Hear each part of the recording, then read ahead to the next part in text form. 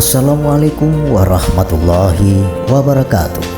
Hai sahabat beriman, apa kabar?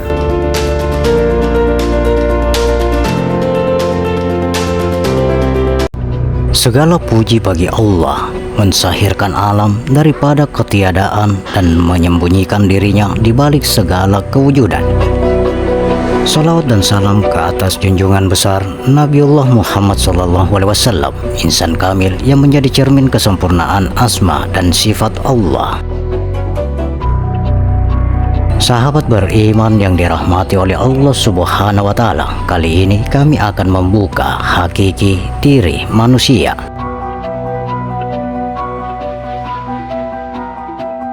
Kajian ini bukanlah bertujuan untuk menetapkan akidah baru, tetapi sebagai renungan dalam tradisi tasawuf mengenai perjalanan mengenal diri menuju pengenalan kepada Allah. Prinsip utamanya tetap berpijak pada syariat sebagaimana ungkapan para arifin. Barang siapa mengenal dirinya, maka dia akan mengenal Tuhannya.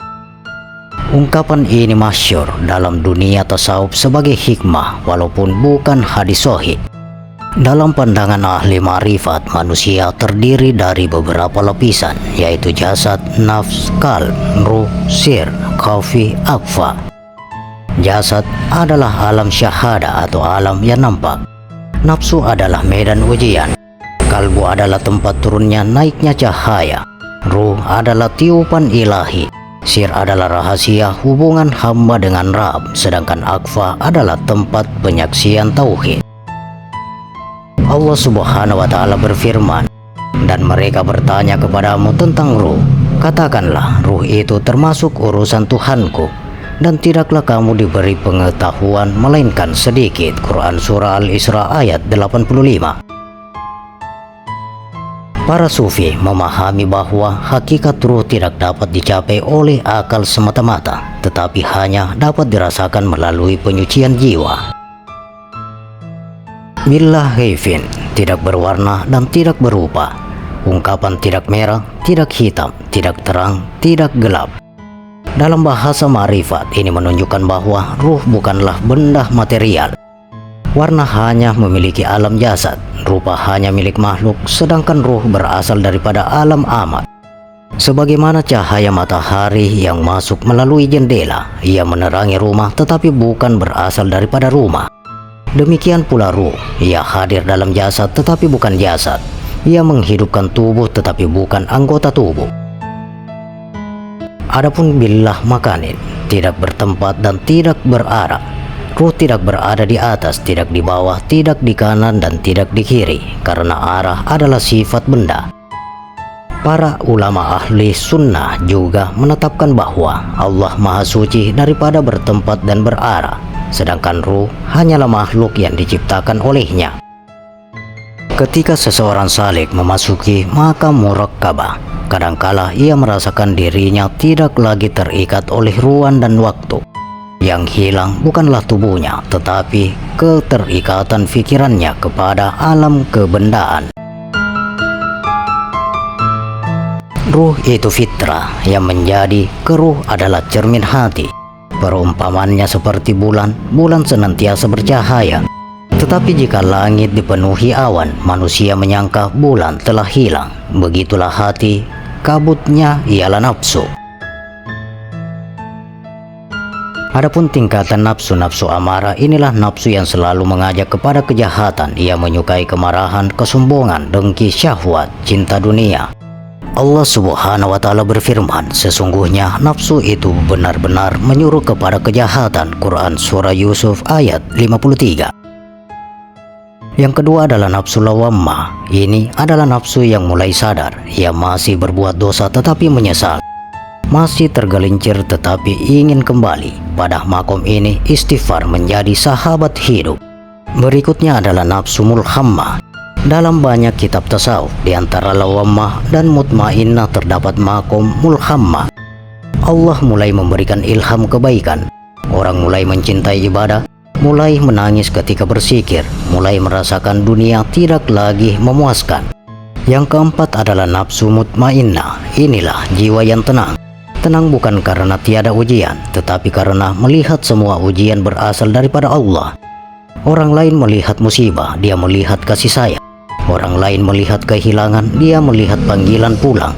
Maka Allah Subhanahu wa Ta'ala berfirman, "Wahai jiwa yang tenang, kembalilah kepada Tuhanmu dalam keadaan ridha dan diridhoi." Quran Surah Al-Fajr ayat 27-28. Ruh adalah fitrah dan netral. Ruh ibarat minyak, nyawa ibarat api, nafsu ibarat panasnya. Minyak tidak membakar, api tidak akan menyala tanpa bahan bakar. Panas muncul akibat pertemuan keduanya. Demikianlah manusia, ruh memberi kehidupan, nyawa menggerakkan jasad, nafsu memberi kecenderungan, akal menjadi pengendali, syariat menjadi petunjuk. Adapun i'tiqad adalah akar kehidupan. Pohon tidak akan tegak tanpa akar, demikian pula amal. Akar itu adalah keyakinan, batangnya syahadat, cabangnya amal soleh, daunnya zikir, buahnya akhlak. Jika akarnya rusak, maka seluruh pohon akan tumbang. Sebab itu para arif mengatakan, Allah tidak melihat banyaknya amalmu, tetapi melihat kepada hati dan niatmu. Pohon hati menembus 7 lapis bumi. Maknanya adalah keyakinan yang benar terus tertanam kuat. Buahnya menjulang 7 lapis langit. Maknanya adalah amal yang ikhlas akan naik kepada Allah.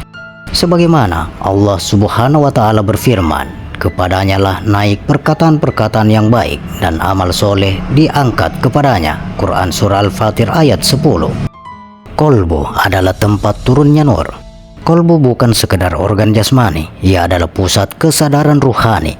Apabila hati bersih, ilmu berubah menjadi cahaya. Apabila hati kotor, ilmu berubah menjadi hujah untuk kesombongan. Ramai yang berilmu tetapi jauh daripada Allah. Ramai yang sederhana ilmunya tetapi dekat dengan Allah. Karena yang menjadi ukuran bukan banyaknya hafalan tetapi bersihnya hati. Rasulullah Shallallahu Alaihi Wasallam bersabda bahwa apabila seseorang hamba melakukan dosa, maka muncul satu titik hitam di dalam hatinya. Jika dia bertaubat, titik itu dihapuskan.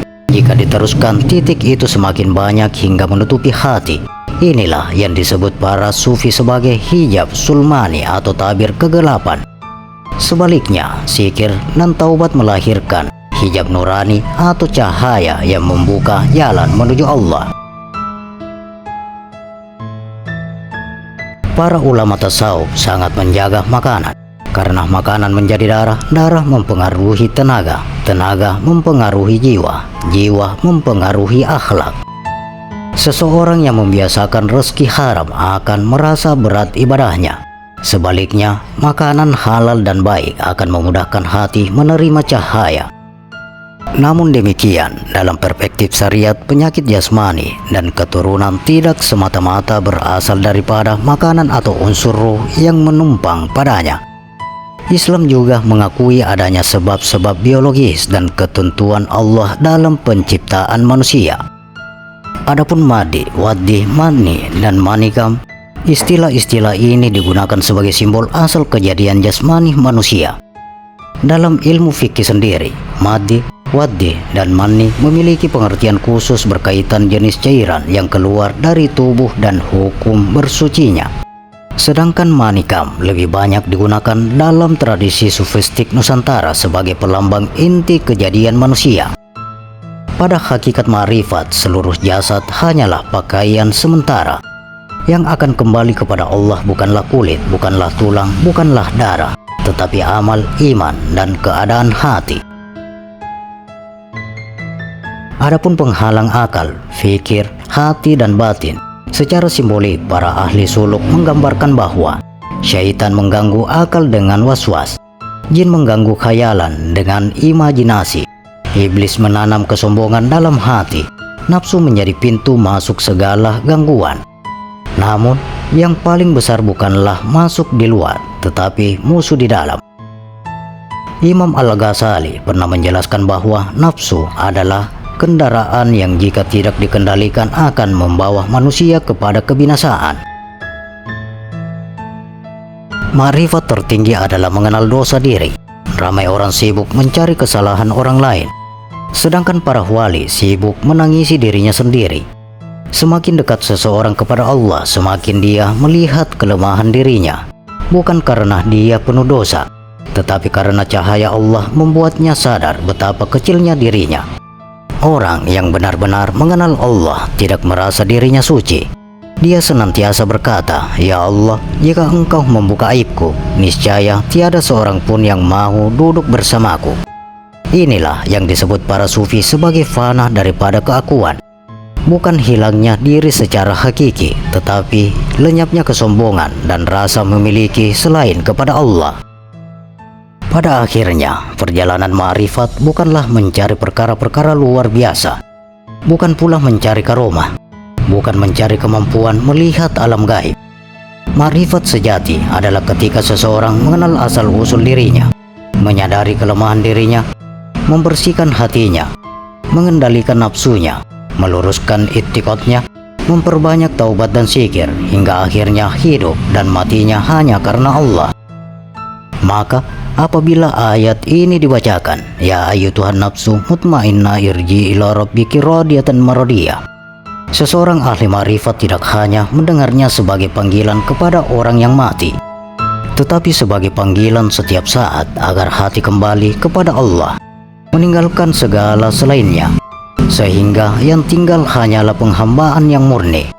Wallahu a'lam bishawab. Semoga Allah menjadikan kita masuk hamba-hamba yang kembali kepadanya dengan hati yang bersih atau qalbun salim. Rasa adalah bahasa ruh. Apabila jasad berbicara, ia menggunakan lidah. Apabila akal berbicara, ia menggunakan pikiran. Tetapi apabila ruh berbicara, ia menggunakan rasa. Rasa inilah yang sering disebut oleh para ahli suluk sebagai sauk. Ia pun merasakan kehadiran Allah dalam setiap keadaan. Orang yang hidup dengan akalnya saja akan senantiasa bertanya, "Mengapa ini terjadi padaku?" Tetapi orang yang hidup dengan rasa ma'rifat akan bertanya, "Apa yang Allah ingin aku pelajari daripada kejadian ini?"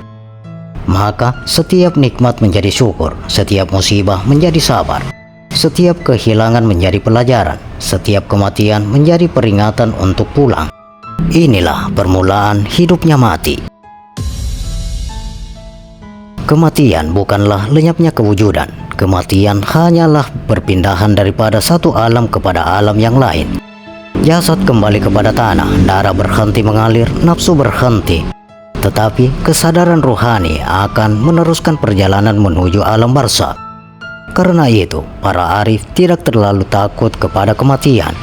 Yang mereka takuti adalah mati dalam keadaan hati yang lalai. Mati tanpa taubat, mati dengan membawa kesombongan, mati dengan membawa kebencian, sebab jasad hanya tinggal di bumi, tetapi keadaan hati akan dibawa menghadap Allah.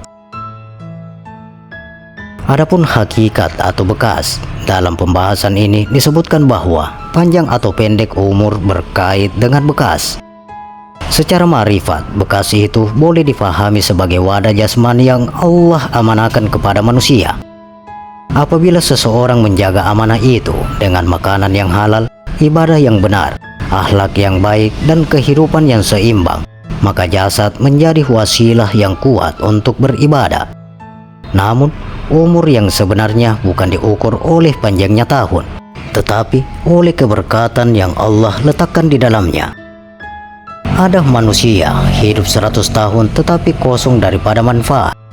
Ada yang hidup 40 tahun namun ilmunya menerangi manusia hingga beratus-ratus tahun selepas kematiannya. Karena umur yang sebenarnya ialah umur yang dipenuhi dengan mengenal Allah.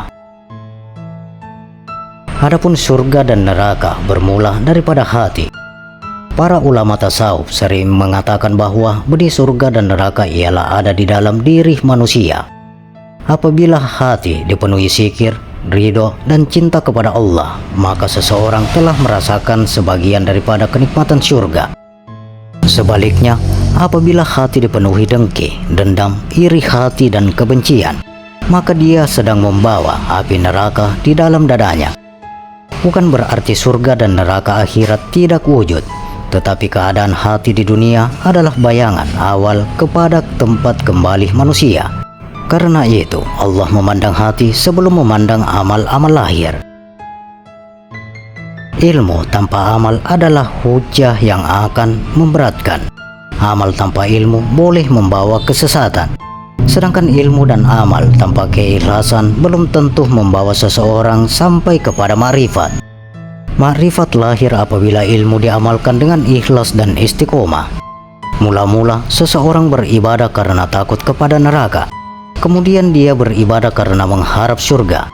Lalu meningkat lagi sehingga dia beribadah karena malu kepada Allah. Dan akhirnya dia beribadah semata-mata karena Allah layak untuk disembah. Inilah makom para pencintanya. Adapun menelanjangi diri di hadapan Allah, makom yang paling tinggi bukanlah melihat perkara-perkara gaib, bukan pula memiliki karomah, bukan mampu mengetahui rahasia manusia, tetapi ketika seorang hamba berani berdiri di hadapan Allah dengan penuh kejujuran. Dia melihat betapa banyak nikmat yang diterima, betapa sedikit syukur yang dipersembahkan, betapa banyak dosa yang ditutupi, betapa banyak kelalaian yang dimaafkan. Lalu pecahlah segala kesombongan dirinya. Yang tinggal hanyalah seorang hamba yang sangat memerlukan rahmat Tuhannya. Para arif mengatakan, selama engkau masih melihat dirimu mempunyai sesuatu, maka engkau masih jauh daripada hakikat penghambaan. Sebagai puncak perjalanan diri, pada awal perjalanan manusia mengenal jasadnya, kemudian dia mengenal akalnya, lalu dia mengenal hatinya, kemudian dia mengenal nafsunya. Sesudah itu dia mengenal kelemahan dirinya. Dan apabila dia benar-benar mengenal kelemahan dirinya, maka dia akan memahami bahwa segala keakuan hanyalah milik Allah. Disitulah lahir hakikat pengakuan, la haula wala quwata illa billah. Tiada daya dan tiada upaya melainkan dengan pertolongan Allah.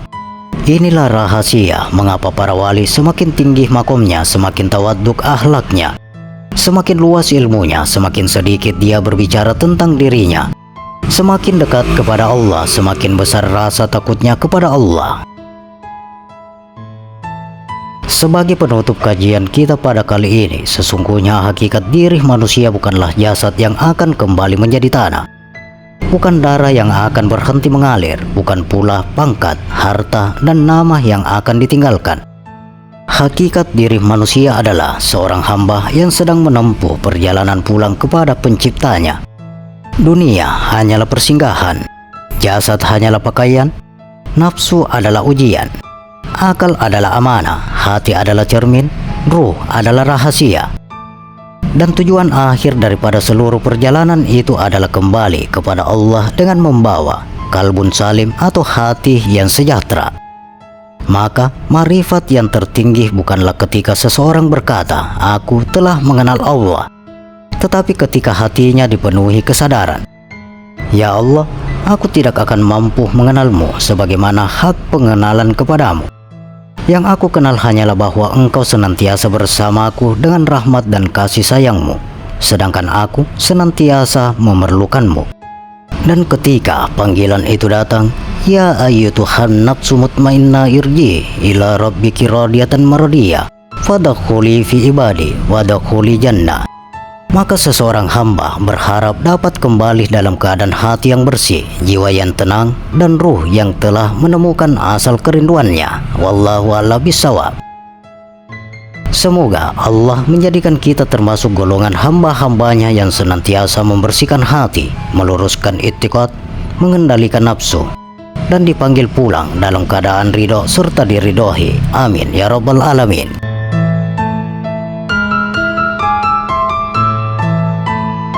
Demikian sahabat hakiki diri manusia. Bagaimana pendapat Anda? Silakan share pendapat menarik Anda pada kolom komentar.